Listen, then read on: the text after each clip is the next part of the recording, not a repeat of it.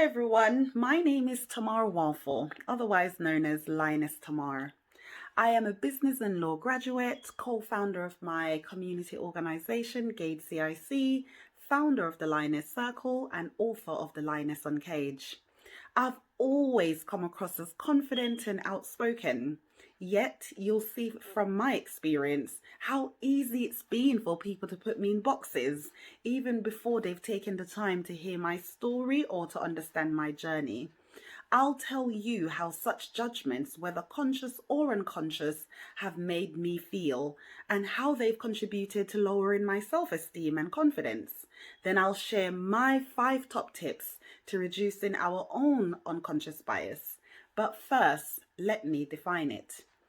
Unconscious bias is when we all make assumptions and judgments about people or groups of people based on characteristics and traits we hold about them. For example, their gender, cultural or social background, age, height, body size, religion, or even political affiliation. These judgments can be conscious or unconscious, but if they're based on any of the 9 protected characteristics found in the Equality Act 2010, it is unlawful discrimination. Now, the issue is there is usually an us and a them. Those we share certain characteristics with, we feel more comfortable around, to be open and more trusting and do favors for. But those we don't, they tend to be left behind and having to work 10 times harder just to get what they deserve. They may also be wrongfully accused and treated badly or excluded from social circles, leaving them vulnerable to the impact of mental health or other adversities in life. But regardless of whether or not biases are conscious or unconscious, they can have positive impacts or devastating consequences on people's lives. Based on the context of this video, I'm going to share with you 3 main biases that I've experienced. Firstly, name bias. In case you've noticed too, I was born in Jamaica but married African, which is why I've got an African surname, Waffle. I know I've been judged much more based on my marital surname than my maiden name, which is Barrett, because of the way people respond. But luckily for me, I don't mind this kind of bias because as a Black woman, I do identify with being African. Next is beauty bias. Now, for most of my life, I've been told how attractive I am. And generally, people that's perceived as being more attractive can be viewed more positively and treated more favorably. However, I didn't view the excessive and unwanted attention I received in my childhood as positive or favorably. I remember comments and looks I used to get which disgusted me. Some older men would even say to me, "I'll give you a few more years," or they would use their fingers and rub inside the middle of my palm to send sexual messages. As a child, I felt over-sexualized, and I blame my beauty as part of the reasons why I was sexually abused and raped between the ages of 5 to 15 years old. By the time I was in my late teens, though, I became very promiscuous and learned how to use my beauty to get what I wanted from men. I remember my friends telling me all I had to do was flash my lashes and smile and I'll get whatever I want. So next time you see a beautiful person, particularly a woman, be mindful that they may have to deal with a lot of negative challenges, particularly because of that same beauty. So look beyond the beauty and try to see the person within and what they can truly offer. And the third one is conformity. Now, this type of bias is very common in group settings and occur when your views are swayed or influenced by the views of others. So whilst going through childhood abuse in Jamaica, I was labeled as being difficult and stubborn. I thought I was bad as I was just always in trouble. And many times I didn't even know why. So I consciously decided I was just going to do whatever I wanted because at least then I'd know why I was in trouble.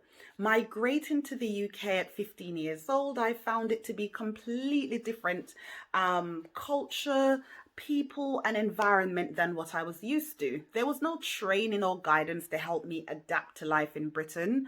Much of what I knew about myself and surroundings were mainly learnt through observing, imitating, and conforming to other people's behaviour. At school, I was subjected to bullying from my peers based on the way I looked, dressed, and my accent. I've always had thick thighs, which are very desirable in Jamaica, but in London, I was mocked and called kebab legs. I hated wearing shorts or skirts in PE. I thought my legs were masculine and filled with marks and bruises from the physical abuse. I didn't want to give the children another reason to make me feel so rubbish inside. And I was even excluded from their own private jokes and conversations regarding childhood events. And I was even told to go back on the boat I came from. My teachers, they told me I was bad and wouldn't amount to anything. They didn't understand my defiant behavior or why I was always questioning their opinions and instructions. They couldn't see the pain inside me or just how much effort I had to put into just trying to seem normal. They couldn't see me or control me, and that made them uncomfortable. And so I was always in trouble at school. I internalized and accepted much of the negativity they told me, and it became part of who I thought I was.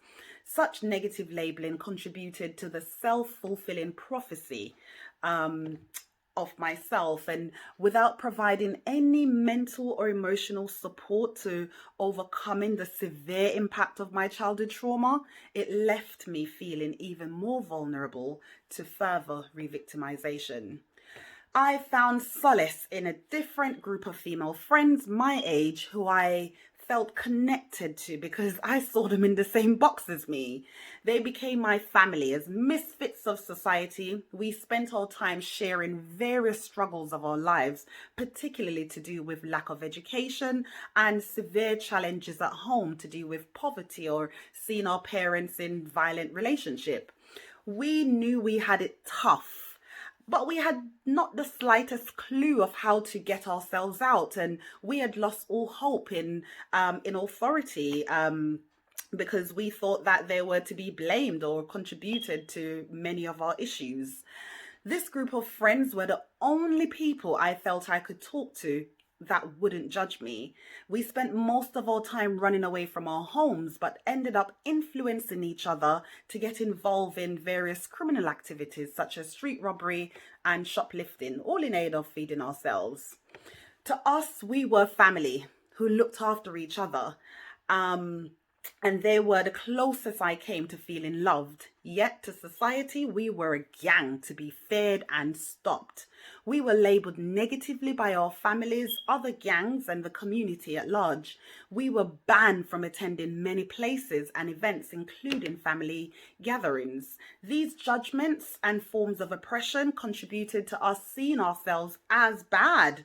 So with lowered self-esteem, we behaved badly, which landed us in jail and fighting one battle after another. But fortunately for me, unlike many others, I have had a few interventions that enabled me to break the pattern.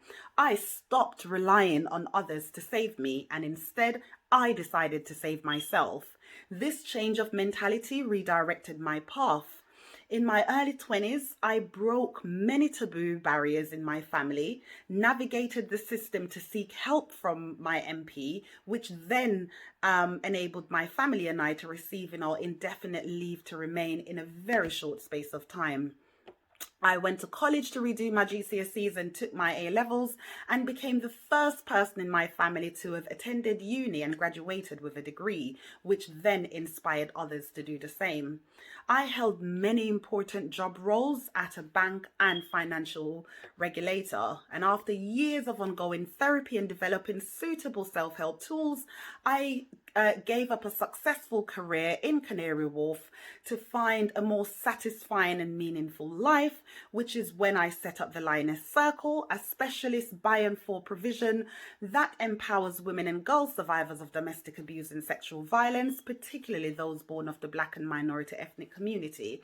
Over the past 2 to 3 years, we've helped over 100 women and girls, both locally and within the wider London area, to rebuild their lives through peer support, one-to-one mentoring, emotional well-being workshops, food and other practical provisions, as well as signposting them to complementary services. And during the first lockdown, we operated on the front line of the COVID crisis, providing food and other basic essentials, not just to the existing lionesses, but also to other migrant women and their families, as well as young people in local sheltered accommodation. The work I do is very satisfying for myself or volunteers and service users, yet I am still faced with other forms of biases. So for example, I find myself having to justify to individuals in the community why we focus on Black and minority ethnic survivors, why not all survivors have been asked, as if to say we don't deserve our own healing space. My organization has also faced bias from funders as there's a lack of trust or investment in Black leaders, limiting our resources to capacity build our organization compared to our white counterparts, who tend to get bigger pots of funding and can package their organization and present it in a much better way, yet they are not able to support BAME survivors as effectively due to perhaps their own unconscious bias, which block their understanding of how BAME people experience and report domestic abuse or sexual violence. So this is one of the reasons why we're so thankful to be grantee of Rosa, and as they understand these barriers and seek to support organizations like mine. In summary, unconscious bias are unintentional beliefs that we all possess and influence our day-to-day decision-making process. They can't be completely eliminated, but there are things we can do to reduce their effect on others, and here are my 5 top tips. So number 1, healing and development. I agree with the likes of Marcus Garvey, Malcolm X and Bob Marley that change starts with self. We must be the change we want to see, and I am convinced that there are more individuals from the BAME community who are breaking cycles and choosing to save themselves. They're finding new ways to overcome their challenges and impacting the community positively, which then inspires others to do the same. So number 2, I would say slow down and think. Take a moment to look around to see other attendees on this webinar. Now think to yourself, have I made any judgments about anyone here? Did I have the right information, or did I just judge them on preconceived ideas? Number 3, break the cycle. Don't favor someone over another simply because of preconceived ideas. Take the time to get to know people and ensure that our judgments are made on substantial evidence. Number 4, be more diverse. Try to be more empathizing with groups of people you believe to be different. Take the time to understand their history and the challenges they are faced with over time. This may give you a little more understanding about why they're so different, as well as it could also help you to see things that you have in common that you didn't already know. And number 5, cultural awareness training.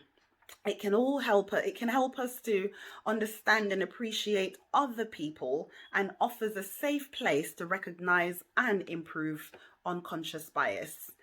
This is Lioness Tamar. Thank you so much to Rosa for allowing me this fantastic opportunity to record and share this video at their webinar. Apologies, I am not able to be here in person to take any questions or any comments, but if you would like to get in touch, please see the contact details below. Enjoy the rest of your webinar.